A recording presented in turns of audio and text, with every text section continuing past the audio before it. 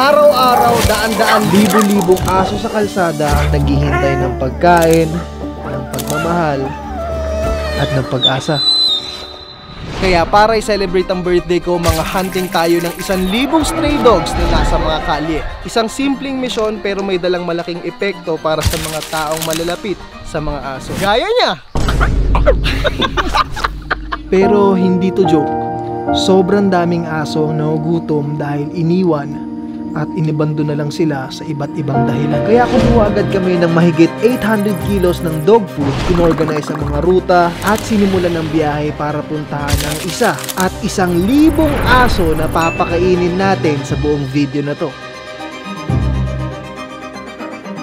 Papalabas pa lang kami ng bahay, meron na agad mga stray dogs dito sa kanto namin. So sila ang una nating papakainin. Kaya tara. Alright, so nandito na. Siya ang una sa 1,000 aso na papakainin natin dito sa kalye. Ito na, Blackie. Sa'yo. 1 out of 1,000. 999 pa. At dahil hindi sila sanay na biglaang may nagpapakain sa kanila, mailap at kailangan naming lumayo kapag kakain na sila.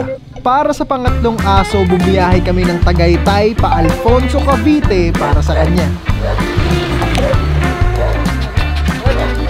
Mahirap umikot-ikot.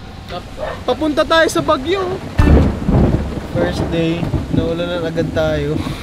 At dahil biglang bumuhos ang ulan at inulan kami, pinagpabukas na namin yung pagpapakain dahil meron kaming mas espesyal na ihahanda para sa kanila. Ito ang masarap. May dog food na, may nilagang baka pa. Sosyal. Iba't ibang barangay, mapapalengke o iskinita pa yan, hihintuan natin. Basta maibigay ang masarap nating inihanda na ito ang dog food pares overload. At para sa halos 350 dogs na nagugutom at naghihintay sa atin, eto na, pupuntahan na namin kayo. Ito na ang pinakamasarap na kain nyo. Enjoy nyo yan. At sa simpleng pagkain, ganito sila kasaya. Hindi naman yung pagpupuso, asos! At eto na ang pang-10. Meron pa tayong 990. Tara na, marami pa yun.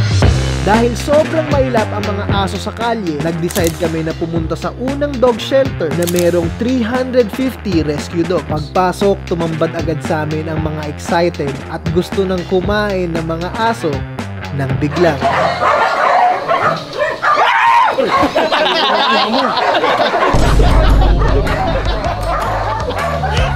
Kaya mabilisan na namin inihanda ang pares dog food overload. Ito na, doggy! Para sa'yo!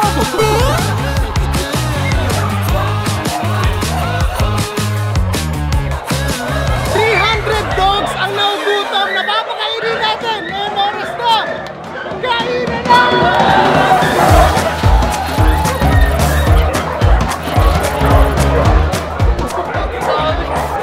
At isa pa lang ito sa 5 na pupuntahan nating rescue dog shelters.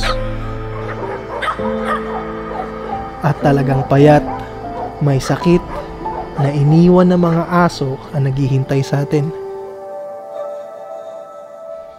Kakatapos lang kumain ng lahat ng mga aso, ang total na napakain natin ngayong araw ay 338. 338 dogs. Kaya tara, puntahan naman natin ang Laras Art Dog Shelter. Meron silang around 76 na rescue dogs dito. Sobrang cute. Meron tayong tropa dito na 3 lang yung paa niya. Uy, ayun oh. Nakakatuwa kasi nasagasaan siya sa labas. Pero ngayon safe na siya dito. Kaya sobrang maraming salamat po sa lahat ng mga nag-aalaga sa mga dog shelters katulad nito. Grabe, the best po kayo. Kaya oras na, kain na! I've been out on the streets where the lights are red. I've been hiding the world safely in my head, where nobody's ever been. Ganitong lokasyon yung pangarap ko na magkaroon tayo ng dog shelter. Grabe, ang ganda ng lokasyon. Sana pagdating ng araw, ibigay ni Lord, no? Our song will never fade away. I'll hold your hand till judgment day. stand in the light at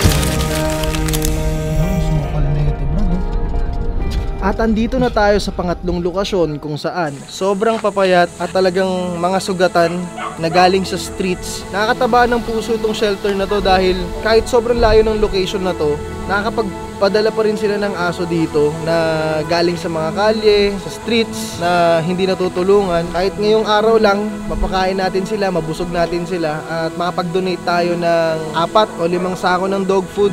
Tara, masayin natin sila, Jis.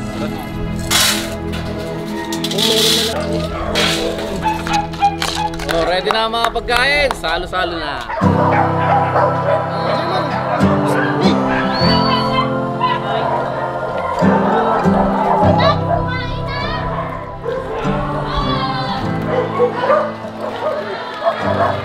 Oh, gusto pa?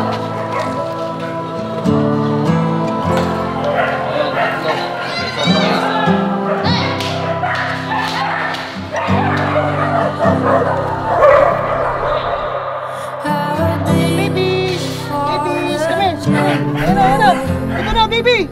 Kami, ayun na! Kainin na! Itong 3 puppy na to kaka-rescue lang daw kahapon. So papalakasin nila, papatabain. For adoption sila, kaya kung sino yung mga gustong mag-adopt ng mga dogs, ng mga puppies, message nyo lang yung Orange Family. Total of 120 stray dogs ang napakain natin dito sa isang dog shelter, ang Orange Family. Magdo-donate tayo ng additional donation ng 4 na sako ng dog food. Yung alaga ko ngayon, agila. Kasi may alaga ko, agila. Diyan ka lang ha. Sige. Punta po kami dyan, ang ETA po namin alas 5 ng hapon. Okay po, sir. Ang 4 na natin na dog shelter to, saktong-sakto ang dating natin. Bali, 1 week na po silang nagkakanin lang. Tapos wala po kaming panglamas. Or, Ulam, ganun. opo, asin na lang. Kasi wala. Asin na lang. Tara, pakainin natin sila. Okay, ang preparasyon natin ngayon, bultuhan. 300 dogs sa 2 balde.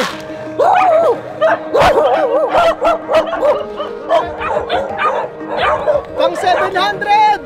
Kain na! Ang sarap ng buhay nila! Ang ganda ng spot! Okay! Sino ang gutom? Kumahon! Gutom daw siya.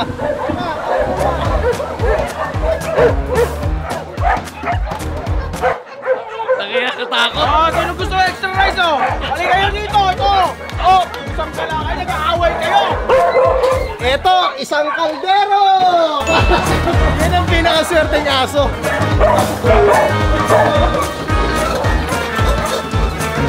Eto na ang total.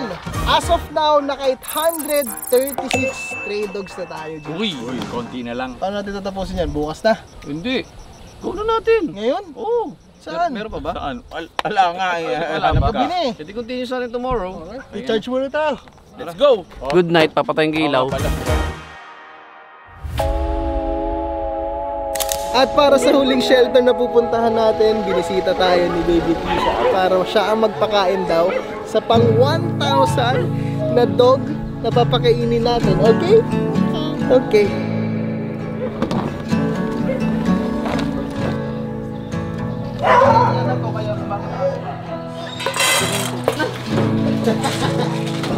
Alright, presto! Every day is a battlefield. Yun talaga. Kasi ito hindi ito stray feeding eh. Yung parang pag sinabi mong magpapakain ka kapag gusto mo lang. Ito hindi. Responsibilidad to. This is a lifetime responsibility. Every day, hahanapin mo lagi yung pagkain. So, sabi nga nila, God is always make a way.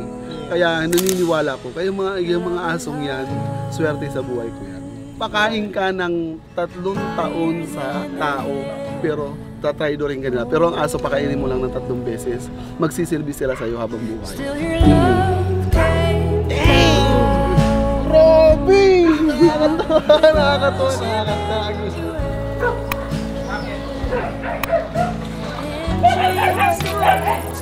At dahil naka 999 dogs na tayo, ang daughter ko na si Lakisha ang tatapos ng 1,000 stray dogs at magpapakain. Ready? Okay. Keep, dog. Dog. Good. Hey. Oh. At after 5 days, natapos natin ang feeding 1,000 stray dogs. Good job, Daddy. No, good job, Kisha. Yuhu! At para sa mga taong tahimik pero buong pusong kumikilos at nagmamahal sa mga aso katulad po ninyo, buong puso po kaming nagpapasalamat. At bilang kapalit, meron kaming inihandang munting tulong pinansyal, 10,000 Gcash, tigpo 4,000 Gcash, at sako-sakong mga dog food para sa mga susunod pa na araw. Salamat nga pala sa Sir Buns. Pero hindi pa ito sapat dahil habang pinapanood nyo tong video na to, sobrang dami pa nilang nahugutom kaya kailangan namin yung tulong nyo. Kaya kung gusto mo makatulong, i-like at i-share mo tong video na to at huwag mong kalimutang mag-subscribe para sa susunod, mas marami pa tayong matutulungan. At sama-sama tayong bumuo ng mundong may pagmamahal para sa lahat, kahit sa mga askan. Close your eyes and let down your defenses. You are safe here now in the Father's love.